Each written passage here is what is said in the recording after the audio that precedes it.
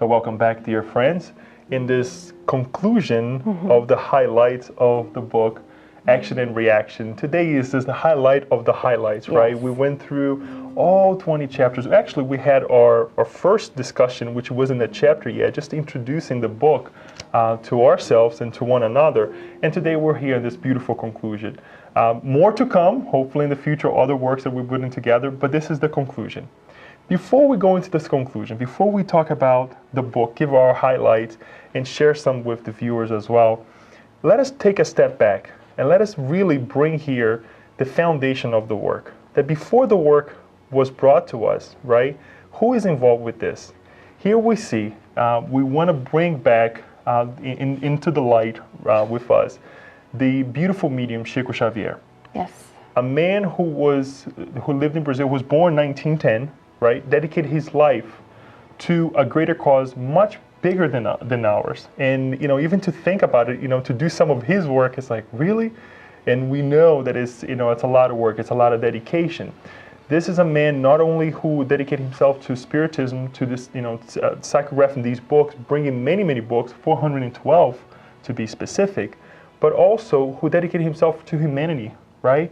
To people who were actually suffering in Brazil, in his state, in Minas Gerais, and really dedicating to a much greater cause. Not just, again, the Spiritism that we think that we learn with the books and all those things, to work in the Spiritist house, but really dedicating his life to help others in moments of health problems, in moments of problems that they didn't have any means to live their lives. And if you know a little bit about it, you all agree that this man really dedicated his life. And that dedication gave him what? Gave him the capability to then work with higher minds. And that's when Emmanuel comes to him, I believe many years after, 1941, to tell him that he was going to partake in a greater work. A work that he would then be part of someone who is bringing the life in the spirit realm. He called it, and you're referring to Andre Luiz. Exactly. He referred to him as that new friend and brother in eternity. In eternity.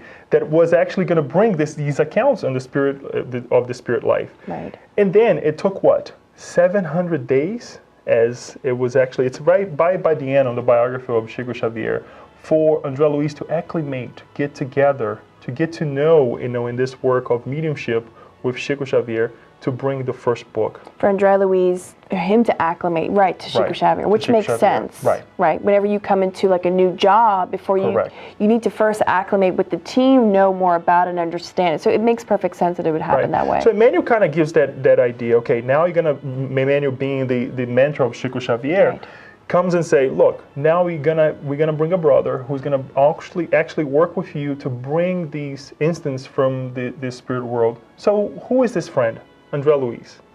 He doesn't give too much detail. He was a doctor in the previous life, in the previous lives. Right. At best, Leo, that's kind of what we know. We know a lot from the book No Solar, which is such a phenomenal book that we're actually sold out of. I believe we do not see it here.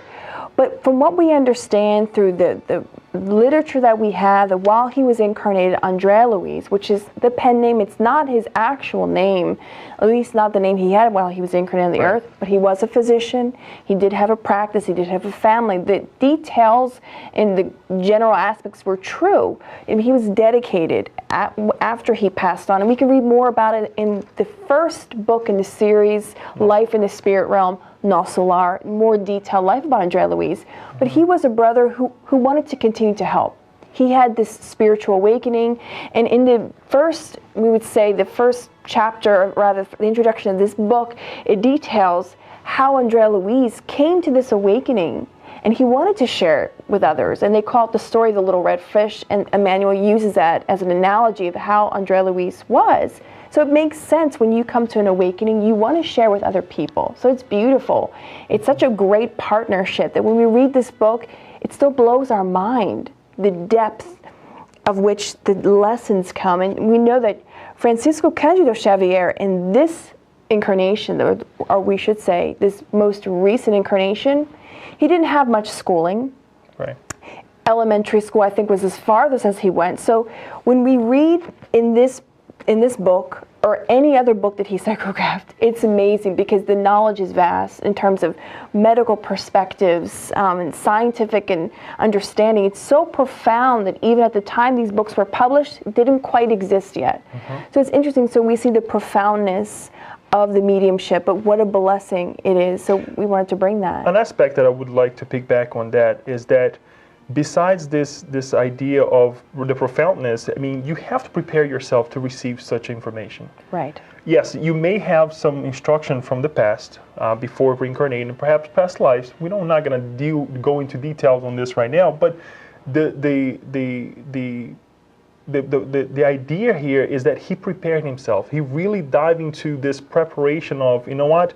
If I do well, if I am really exercising goodness, if I'm a very selfless person, I would then be able to connect with these higher minds. Not only Andre Luiz, but other many spirits that he was able to psychograph and to work with, and that we know. So we see the detailed work that he presented in his life day in, day out. You know, Leo, that makes so much sense when you say that, because we can bring it to our modern day, common, everyday life. For instance, when we see someone as famous as Steve Jobs, when people see how innovative he is, people flock towards that. People want to invest thousands of millions of dollars in a mind like that. So it's not unlike that in regards to the spirit realm. When good spirits and more evolved spirits see that you are dedicated to this life of higher ideas and ideals, they want to invest in you as well, because they want to perpetuate this in the same way that people, invest in the stock market, because it's the same mechanism. They want to invest in that. They want to see it. So it makes sense, Leo. It makes so much common sense that it would be that way. And so you bring this idea to us because any of us can progress to that point of bettering ourselves. Not saying that each of us would have this exact product or even the exact what's the word I'm even looking for, the exact merit or the job, given this particular job, because he psychographed over 400 books on top of everything else he did. But Leo, we bring this because when we read this book, because the biography of Chico Xavier is at the very end, you could almost forget for a moment at some point or throughout this book. But it's so well placed at the end because it reminds us this was a dedicated soul. It is. What I would add to this, and obviously we're going to continue with the chapters and all, is when we read or when we hear about the idea, help yourself, and God will help you. Here it is. Because we often think that knock and the door will be open. We think of materialistic things. This man really dedicated his life to really change himself, to change his vibrations, to get to such a high point that he would be able then to connect with Andre Luiz, and obviously always being tuned as well with Emmanuel, who was always guiding and helping with the work I had, and many other spirits that as we say. So it's that idea: help yourself, change yourself, and perhaps the work will come. Perhaps the possibilities will be much greater than what we were asking for. That most of the time we think we can handle it, but we cannot. That's true. But he made a lot of sacrifice to get to this point, certainly. And it's true. But life is about sacrifices, right? Life is about sacrifices. And this particular book, Action and Reaction, in reality, it delves deep into the understanding of the law of cause and effect. And it's beautiful, Leo, because when we open up this book and we see that the introduction, unlike previous books, they don't just state introduction, they actually have a title, and they dedicate, Emmanuel says that Andre Luiz dedicates this book for the 100th anniversary of the Spirits book, which is published in April 18th, 1857, I'm sorry. So he dedicates that. So it's amazing because it's an honor to bring this book. It's a blessing, first and foremost. But also we learn throughout this book, learning about the law of cause and effect, that this aspect of pain in our lives is also an important part of our growth, but also understanding why things happen the way that they do to some extent, because even sometimes when it's explained to us, we don't even comprehend it. But we begin to understand the cases and even the manner in which they break down the book. It's interesting. It's very interesting, yes. Right? They build up. We see that the first chapters, they don't dive into cases directly. We're going to talk about the cases later on, but they don't dive into immediate cases. They show some cases here and there, but just to kind of build up that foundation. And as they build up the foundation, obviously they talk about Mansão Paz, they describe these scenes, which I think is a very important point for us to pay attention, because sometimes we forget, we read a book and we don't dive into that scene, what was happening. Right. Imagine the faces, the suffering, and all those things. Right. The physical aspect as well also influence our life here. Why not in the spirit realm? So I think it's important for us to take those little details that Andre Luiz and Hilario bring to us, because it really makes a difference. I'm so glad you bring that backdrop for us, just to remind our viewers, is that this whole book is a consequence of 3 years of study. We could say it's equivalent to when a medical student graduates from medical school and wants to do an internship. He wants to do an internship in pulmonology, in cardiology, in orthopedic surgery, whatever it is. So they have graduated to some extent, and now they're doing specialties, because this book they spent 3 years only studying one law, the law of cause and effect. 3 years worth of vast knowledge that is probably, we could say, is not even all in here, but a vast majority probably is in here, and it's so enlightening. So this is the backdrop.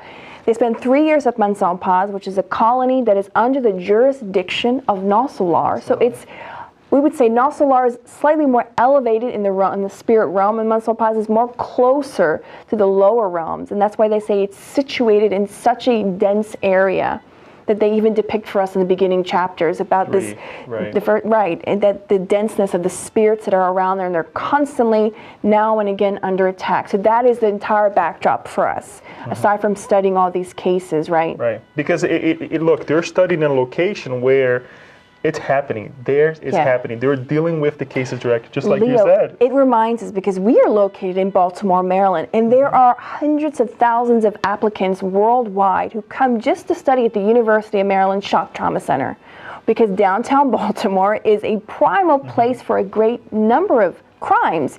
So people come here just to study the traumas that occur and the types of medical treatments that are implemented.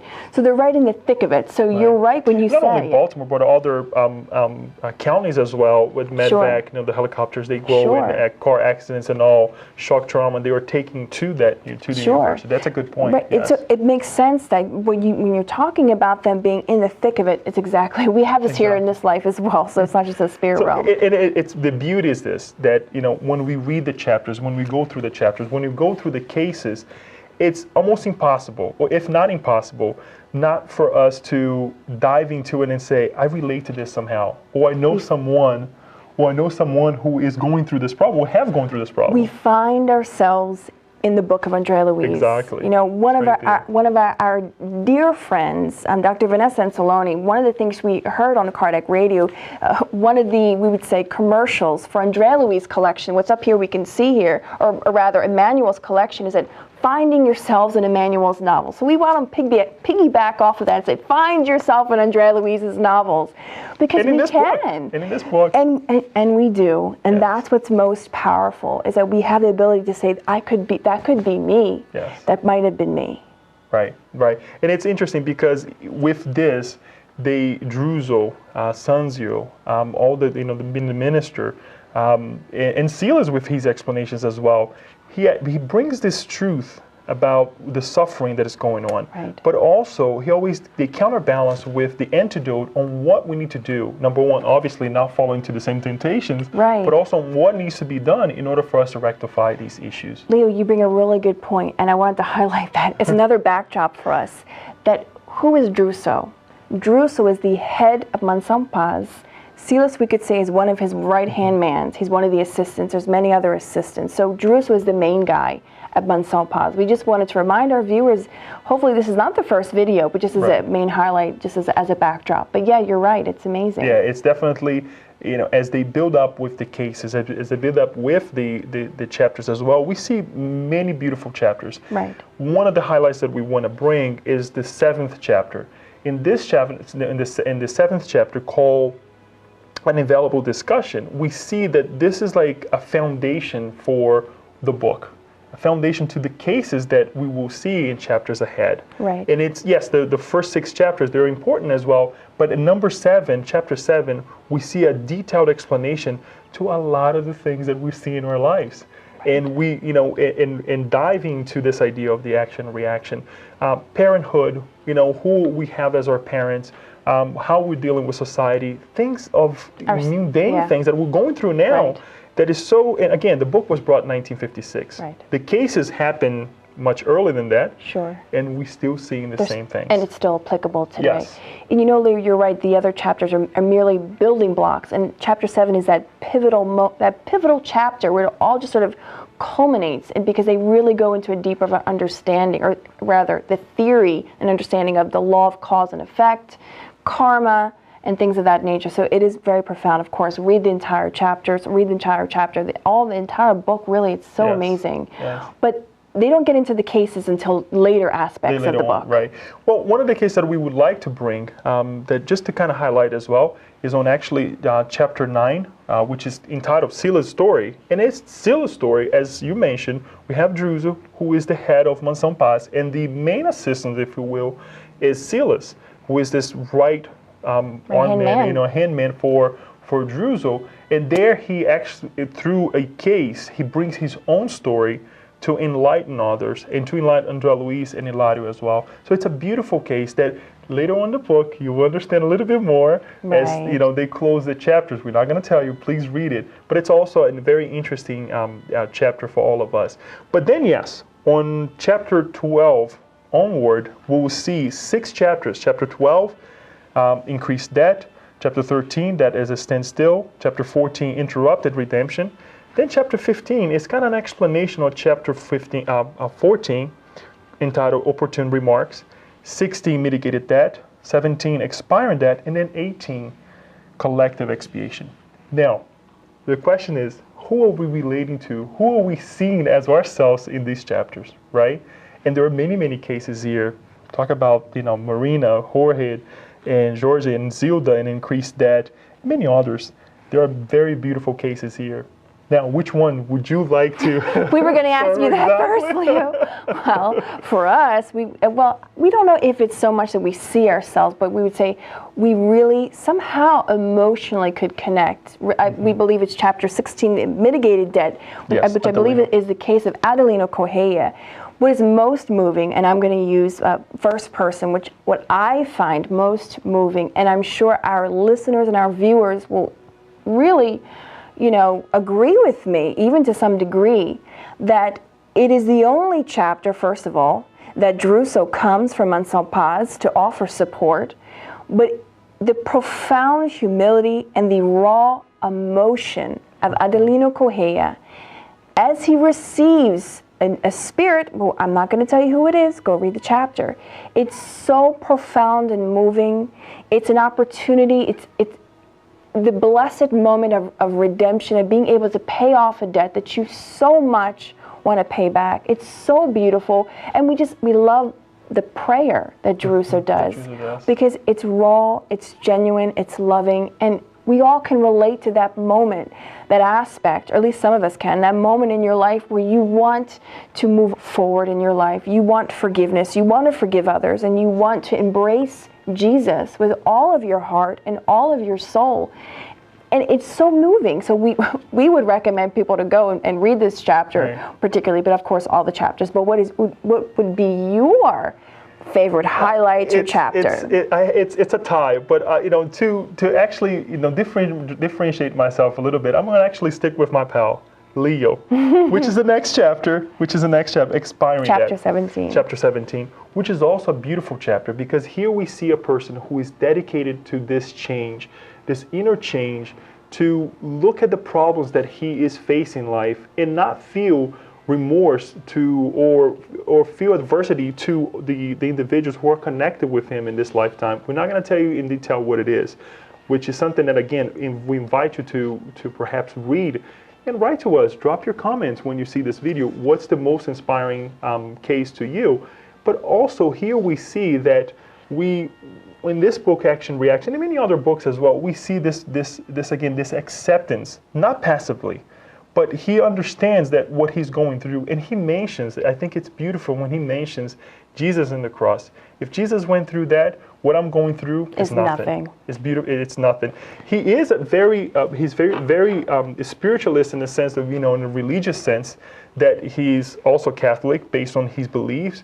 But here we see just acceptance, understanding that what I'm going through now, there is a cause, there is a reason behind, and I'm going to go through it the best of my ability. So I think he did a really good job as well. I think what you really touch on is that something in the Gospel according to Spiritism, and forgive me at this very moment, although we will place it below in the comment section what chapter, but there is a sub-chapter in this beautiful book, the Gospel according to Spiritism, that talks specifically about obedience and resignation. And we would say that Leo, in the case in chapter 17, he's the epitome, the perfect example of what it means to be obedient and resigning yourself. It's beautiful, and if you ever were wondering what it looks like, read that chapter. It's moving. Yes. But they finalized this book, Leo. We could give so many things. We could say so many things, but it's beautiful. Chapter 19, the sanctions, right? Right, and we can go into that. But the point of the matter is, we aren't here. We don't have all day. But the last chapter doesn't end in a way where everything is good, the man gets the girl and we're all happy and we ride off in the sunset. The ending, the way that they end the book, actually is the beginning.